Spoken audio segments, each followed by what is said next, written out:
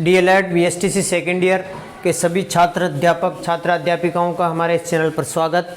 आज इस क्लास में अपन पढ़ने जा रहे हैं प्रथम प्रश्न पत्र, फर्स्ट पेपर पढ़ेंगे जो कि 10 अंक का है। 10 मार्क्स इस यूनिट के हैं। बच्चे और सीखना हमारे इस बुक का नाम है। आज अपन जो पढ़ेंगे वो इकाई 3 है, तीसरी इकाई पढ़ने जा रहे हैं। पहली और दूसरी इकाई पर 4 वीडियो हमारे इस चैनल पर उपलब्ध है, 4 या 5 ऐसे हैं। 2 इकाई आपकी कंप्लीट है या तीसरी इकाई है। और तीसरी इकाई का नाम है व्यवहारवाद एवं संज्ञानवाद। व्यवहारवाद और संज्ञानवाद, इसके बारे में पढ़ेंगे। बहुत इम्पोर्टेंट, इसमें काफ़ी आपको सिद्धांत देखने को मिलेंगे, तो आप इसको अपनी नोटबुक में अच्छी तरह से याद कर लें। समय आपका बहुत कम रह गया, एग्ज़ाम आने वाले हैं, तो जल्दी से निकाल लीजिए अपनी नोटबुक और स्टार्ट करते हैं इकाई 3 व्यवहारवाद एवं संज्ञानवाद। पहला प्रश्न है, पावलोव के सिद्धांत का मूलभूत आधार क्या है। पावलोव जो महोदय था, उनका जो सिद्धांत है उसका मूलभूत बेसिक क्या है, आधार क्या है। तो 2 चीज़ याद कर लो आप, समीपस्थता और साहचर्यवाद। समीपस्थ, समीप से है ना, समीपस्थ और साहचर्यवाद दोनों इसके मूलभूत आधार है। अब देखो समीपस्थता क्या है, समीपस्थता और साहचर्यवाद क्या है। तो समीपस्थता का अर्थ है 2 घटनाओं की एक ही क्रम में लगातार पुनरावृत्ति होना। 2 घटनाएं हैं, एक ही क्रम में लगातार उसकी पुनरावृत्ति हो रही है। जैसे रोज एक बिल्ली का बच्चा है या एक कुत्ते का बच्चा है, कुत्ता मान लीजिएगा, उसको आप घंटी बजाने से उसको भोजन दिया जा रहा है। घंटी बज रही है, कुत्ते को भोजन मिल रहा है। धीरे धीरे 2 घटनाएं जब एक साथ पुनरावृत्ति हो रही है, घंटी बज रही है, रोटी मिल रही है, या उसको कोई मांस का टुकड़ा मिल रहा है, यानी 2 घटनाओं का जब एक ही क्रम में लगातार पुनरावृत्ति होते हैं तो इसको कहते हैं समीपस्थता। और साहचर्य से मतलब है उद्दीपन एवं अनुक्रिया के बीच संबंध जो स्थापित होता है वो साहचर्यवाद होता है। जैसे अब उस कुत्ते को पता चल गया कि घंटी बजने से मुझे खाना मिल रहा है। जब घंटी बजने से खाना मिल रहा है तो उसमें एक संबंध स्थापित हो गया कि भले घंटी बजो, घंटी तो बज रही है लेकिन खाना नहीं मिल रहा, लेकिन उस बच्चे के, उस कुत्ते के पिल्ले के जो मन में लार टपकने लग जाती है, उसकी जीभ से लार टपकने लग जाती है, यानी कि उसमें एक साहचर्यवाद उत्पन्न हो गया। तो समीपस्थता और साहचर्यवाद पावलोव के सिद्धांत में आपको मिलता है। ये आगे भी आपको देखने को मिलेगा जब पावलोव के सिद्धांत को अपन पढ़ेंगे।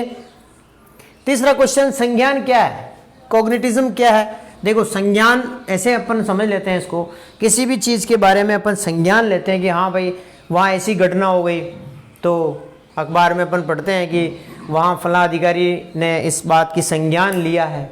तो उसको समझो, संज्ञान वह मानसिक क्रिया है जिसके द्वारा जीव को किसी वस्तु, किसी घटना, किसी परिस्थिति का बोध होता है। जीव को, मनुष्य को, व्यक्ति को किसी वस्तु को, घटना को, परिस्थिति का बोध होता है, ज्ञान प्राप्त होता है, वो संज्ञान कहलाता है।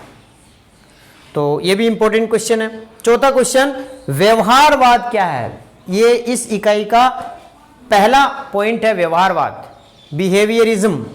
व्यवहारवाद अपन यूं समझते हैं, इसके नाम से स्पष्ट है, व्यवहारवाद यानी कि बालक किसी भी चीज को जब सीखता है तो वो उसको व्यवहार में लाता है, रटता है, अभ्यास करता है, भय से डरता है।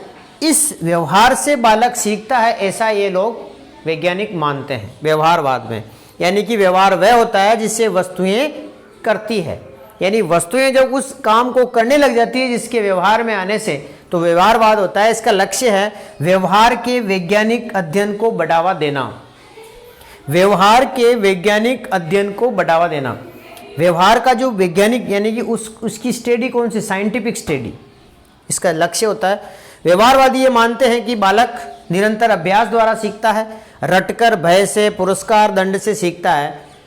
और ये भी मानते हैं कि शिक्षक जो चाहे उसे सिखा सकता है। ये चीज़ें अपना करते व्यवहारवाद से।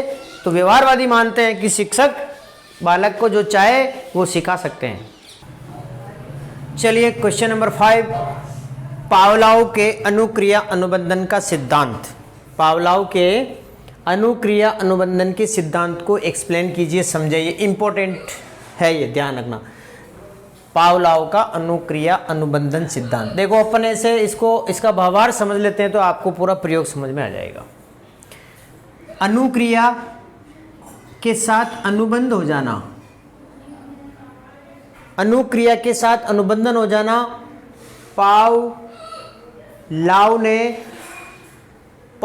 अपन इसी इसको लाव को लार पढ़ते हैं, लार तो ये शायद याद हो जाता है कि इसमें लार का प्रयोग हुआ है। और लार किसके आती है? कुत्ते के आती है।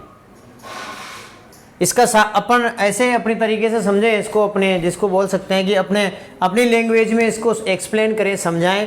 पावलोव महोदय ने जो अनुक्रिया अनुबंधन सिद्धांत को जो बताया है, वो उसमें अपन लाव है ना, लाव को लार से संबंध करें तो ये शायद याद रहने में इजी हो जाएगा कि भाई हमें लार पावलोव महोदय का पावलार यानी कि लार, ये लार का प्रयोग हुआ है इसमें। और लार किसके आती है? कुत्ते के आती है।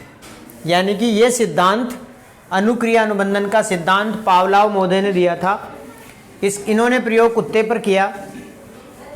कुत्ते के साथ उन्होंने क्या किया, उसको एक ऐसी जगह जिसको बोल सकते हैं जहाँ आवाज़ नहीं आती हो, ऐसी जगह उसको रखा।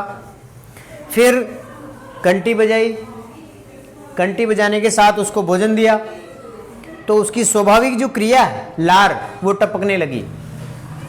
फिर क्या हुआ, अचानक उन्होंने ऐसे देते रहे, फिर अचानक उन्होंने थोड़ा सा परिवर्तन किया और घंटी तो बजाई लेकिन भोजन नहीं दिया। तो क्या हुआ, एक उसकी स्वाभाविक जो अनुक्रिया है लार, वो टपकने लगी। तो अब इसको एक्सप्लेन समझते हैं कि ये सिद्धांत 1904 में पावलोव महोदय ने दिया था। इसके अनुसार अधिगम की क्रिया अनुक्रिया से प्रभावित होती है। इसमें क्या होता है, ये मेन अधिगम पर आधारित है। यदि हम बालक को लर्निंग कैसे प्रोसेस करवाएंगे अनुक्रिया से, इसका पावलोव महोदय ने दिया। इनका प्रयोग पावलोव ने अपने प्रयोग कुत्ते पर किए। इसको सूत्र से समझ सकते हैं कि प्राकृतिक उद्दीपन होता है भोजन। जैसे इस प्रयोग में उन्होंने प्राकृतिक उद्दीपन भोजन को बताया और कृत्रिम उद्दीपन बताया घंटी को। घंटी बजाने से प्राकृतिक उद्दीपन भोजन दिया गया और उसके बाद उसकी जो अनुक्रिया हुई, स्वाभाविक अनुक्रिया, उसके बारे में प्रयोग करते हैं। पावलोव ने अपना प्रयोग कुत्ते पर किया। कुत्ते को खाना देते समय एक घंटी बजाई गई। खाना देखकर कुत्ते के मुंह में लार का आना एक स्वाभाविक था। इसमें 2 उद्दीपन एक साथ दिए गए, घंटी बजाना, भोजन खिलाना। फिर अचानक कुछ परिवर्तन हुआ, घंटी तो बजाई गई लेकिन भोजन नहीं दिया गया। तो परिणाम स्वरूप वही अनुक्रिया हुई, अर्थात लार उतनी ही निकली जितनी उसको भोजन दिखते समय निकलती थी। तो अर्थात भोजन प्लस घंटी, घंटी के साथ भोजन, भोजन के साथ घंटी बजाई गई और उसके बाद स्वाभाविक अनुक्रिया लार टपकी। ये प्राकृतिक उद्दीपक है और ये घंटी क्या है? कृत्रिम उद्दीपक। घंटी कृत्रिम उद्दीपक है, ये परिवर्तन हुआ इसमें, उसके बाद घंटी बजाई गई और उसके बाद उसकी लार टपकी लेकिन भोजन नहीं दिया गया उसको। यह है पावलोव के अनुक्रिया अनुबंधन का सिद्धांत। इसको आप अच्छे तरीके से याद कर लें। उपयोगिता, शिक्षा के क्षेत्र में पावलोव के सिद्धांत की क्या उपयोगिता है, क्या यूटिलिटी है? नंबर 1, हम इस सिद्धांत के माध्यम से भ्रमों को दूर कर सकते हैं। इस सिद्धांत में ये बताया गया है कि, और इससे हम अर्थ भावार्थ जब निकालते हैं तो इससे काफ़ी भ्रम दूर हो जाते हैं। दूसरा, सभ्यता और संस्कृति की उन्नति में ये सहायक है। सभ्यता और संस्कृति में अनुबंधन स्थापित करना। समायोजन में सहायक है, एडजस्टमेंट ये सिखाता है। अच्छी आदतों का विकास सिखाता है, अच्छी आदतों को विकास इससे होता है। बुरी आदतों को समाप्त करना सिखाता है ये शिक्षा के क्षेत्र में। अनुबंधन या दैनिक जीवन में इसका प्रयोग। भाषा सीखने में ये सहायक है। अनुबंधन से बच्चा बार बार उससे साहचर्य स्थापित करेगा, अनुबंधित हो जाएगा। 7, प्रभावशाली अधिगम के लिए आवश्यक है। इफेक्टिव लर्निंग करनी है तो ये सिद्धांत उसमें कारगर है। अनुशासन में कारगर है, अभिवृत्तियों का विकास होता है, मोटिवेशन मिलता है, अभिप्रेरणा मिलती है और संवेगात्मक एकता में सहायक होता है। तो ये सब, ये 11 इसकी उपयोगिता अपन बता सकते हैं। इसके बारे में आप और कुछ लिख सकते हैं। तो ये पावलोव का सिद्धांत हो गया, इसको आप इम्पोर्टेंट समझें और याद कर लें।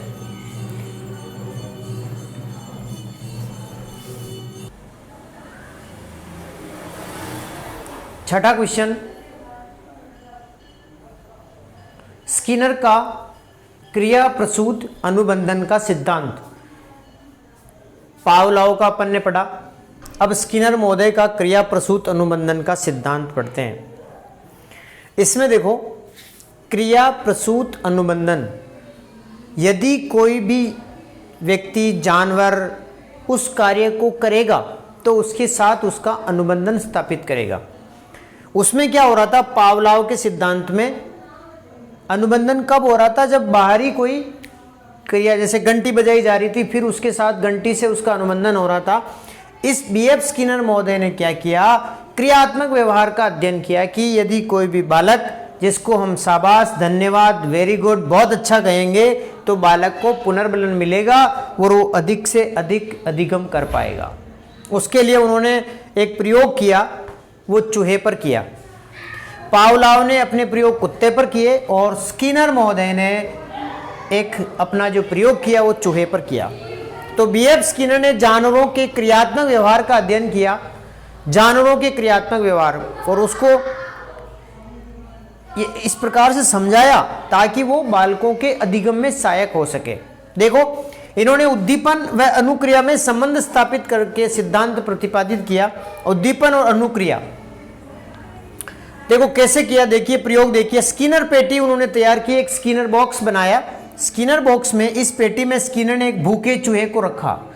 ऐसा चूहा जो भूखा है, जिसको भोजन की आवश्यकता है, ऐसे चूहे को उस स्किनर बॉक्स में घुसा दिया, रख दिया। स्किनर पेटी में एक लीवर लगा दिया, लीवर ऐसे नीचे, जैसे ही वो लीवर दबता, अब वो भूखा था, वो चारों तरफ भोजन के अंदर तलाश करेगा लीवर स्किनर बॉक्स के अंदर।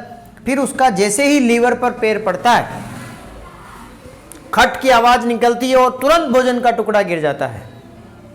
स्किनर पेटी में एक लीवर लगा दिया, चूहे का पैर जैसे ही लीवर पर पड़ता तो खट की आवाज निकलती और तुरंत भोजन का टुकड़ा, उसमें ऐसा सिस्टम सेट किया कि वो भोजन का टुकड़ा तुरंत गिर जाता। ये कार्य जब वो चूहा बार बार करने लगा तो उसको क्या, उससे अनुबंधन हो गया कि मैं अब उसके बाद फिर भूखे चूहे को सीधा उसमें अंदर उसको किया स्किनर बॉक्स में, तो तुरंत सीधा ही उस लीवर पे उसने पैर रखा, क्योंकि उसको भोजन की आवश्यकता थी। तो ये क्या, क्रिया प्रसूत का अनुबंधन का सिद्धांत।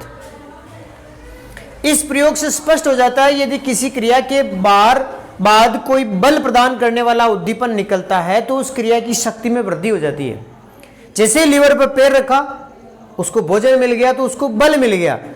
उद्दीपन मिलता है, उस किसी भी बल प्रदान करने वाला यदि उद्दीपन किसी को मिल रहा है तो वो उसकी शक्ति में वृद्धि हो जाती है, वो बार बार उस काम को करेगा और उसकी पूर्ति कर लेगा।